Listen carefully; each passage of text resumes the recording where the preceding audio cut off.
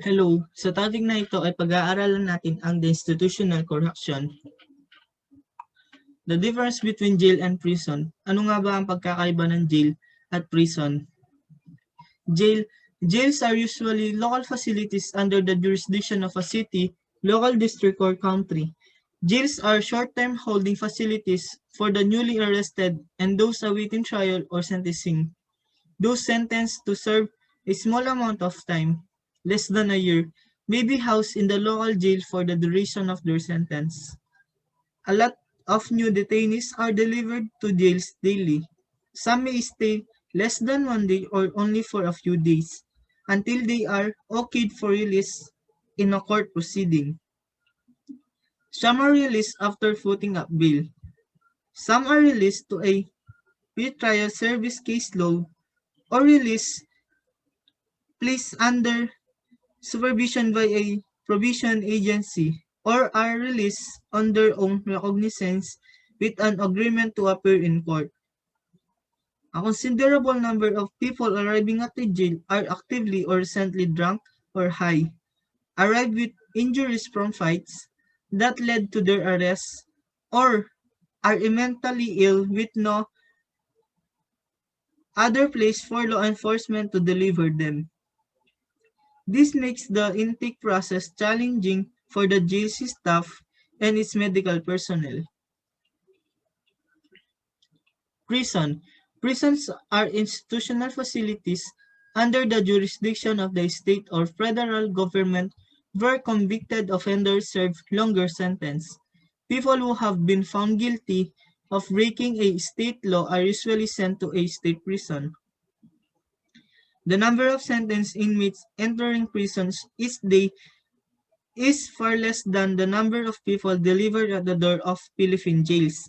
People who are going to prison now eat in advance. They may be transferred from a jail, taken to prison from court after a conviction, or report to prison on a date set by the court. People released from prison may be released to parole supervision or to some other type of community program, or they may be released with no supervision at all if they have served their full term in prison. The different types of jails in the Philippines. Provincial, district, city and municipal jails managed and supervised by the provincial government, Bureau of Jail Management and Penology, BJMP. Who is BJMP? As one of the 5 pillars of the criminal justice system, the BJMP was created to address growing concern of jail management and penology problem. Ang BJMP o ang Bureau of Jail Management and Penology ay may mandatong pangasiwaan ang mga kulungan sa Pilipinas. Dahil sila ang nangangasiwa sa mga kulungan, sila na din ang namamahala sa mga nakakulong dito. Ang BJMP ay ginawang isang institusyon sa pamamagitan ng RA 6975. Sa RA 9263 naman, ang BJMP ay nagkaroon ng vision na sila ay mas maging magaling sa pamamahala ng mga kulungan. The 7 penal colonies under the Bureau of Correction. First, the New Bilibid Prison in Muntinlupa City. Second, the Correctional Institution for Women or CIW in Mandaluyong City. Third, Ihawig Prison and Penal Farm in Puerto Princesa City, Palawan. Fourth, Sablayan Prison and Penal Farm in Occidental Mindoro. Fifth, San Ramon Prison and Penal Farm in Zamboanga City. Sixth, Leyte Regional Prison in Abuyog, Leyte. Seventh, Davao Prison and Penal Farm in Panabo, Davao Province. The New Bilibid Prison in Muntinlupa City. The old prison was established by the Spanish colonial government on June 25, 1865 via royal decree. It's divided into 2 sections, the carcel, which could accommodate 600 inmates, and the presidio, which could hold 527 prisoners. As of May 2018, The new Bilibid prison housed 26,877 convicted criminals. Capacity, 17,719. Location, Sampaguita Road, Muntinlupa City, National Capital Region, 1776. In New Bilibid Prison, inmates are used art as a therapy.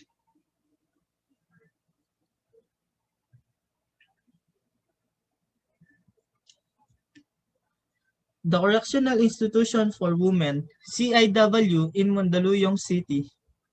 The Correctional Institution for Women or CIW is a women's prison located in Mandaluyong, Metro Manila, Philippines. The prison is operated by the Bureau of Correction. The prison first opened on a 18-hectare property on February 14, 1931. Previously, women were held at the old Bilibid prison. Capacity 2,925. Population 3,196 as of May 2019.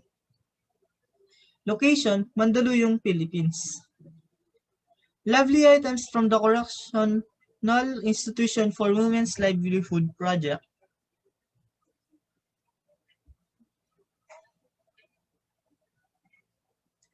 Ihawig Prison and Penal Farm in Puerto Princesa City, Palawan. Governor Luke Wright authorized the establishment of a penal colony in the province of Palawan on November 16, 1904. This penal settlement, which originally comprised an area of 22 acres, served as a depository for prisoners who could not be accommodated at the Bilibid prison in Manila. Location, Puerto Princesa City, Palawan, Philippines. There are selling the usual souvenirs like woodcraft, trinkets, and there are also unique items like the prisoner uniforms.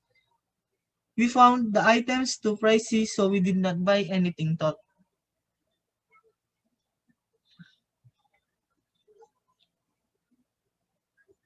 Sablayan Prison and Penal Farm in Occidental Mindoro. Established on September 26, 1954, by virtue of Presidential Proclamation No. 72, the penal colony has a total land area of approximately 16,190 hectares, located in Occidental Mindoro. Unlike any other or the usual penal colony, the prisoners are almost enjoying their freedom. Instead of being locked down inside concrete structure with metal bars, they can roam around the area without so much restriction. They are also made to till the land area so as to have their own supply of at least basic food requirements for during their stay.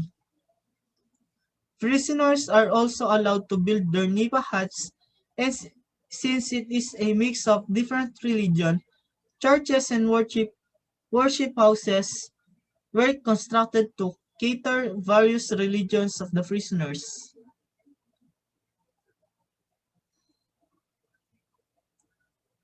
San Ramon Prison and Penal Farm in Zamboanga City. San Ramon Prison and Penal Farm, according to historical accounts, the San Ramon Prison was established in southern Zamboanga on August 21, 1870, through a royal decree promulgated in 1869. John Pershing, Chief Executive of the Department of Mindanao and Sulu, classified the institution as a prison and penal colony and therein confined people sentenced by the courts under his jurisdiction.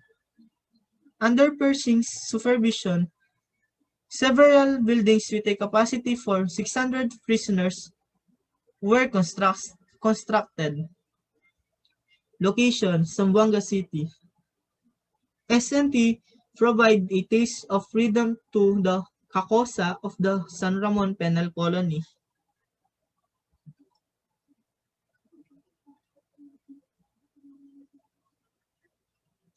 Leyte Regional Prison in Abuyog, Leyte.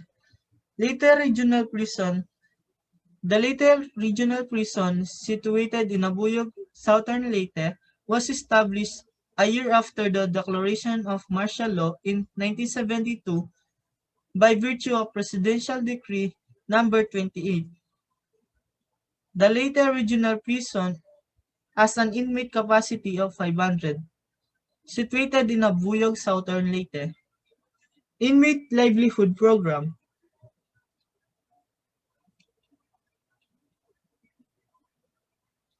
Davao Prison and Penal Farm in Panabo, Davao Province. Davao Prison and Penal Farm, formerly the Davao Penal Colony, DAPECOL, was established on January 21, 1932 in Panabo City, Davao del Norte, Philippines. It has a land area of 30,000 hectares with a prison reservation of 8,000 hectares. Number of inmates, 2,000. Location, Panabo, Davao del Norte. The prisoner here plant banana trees.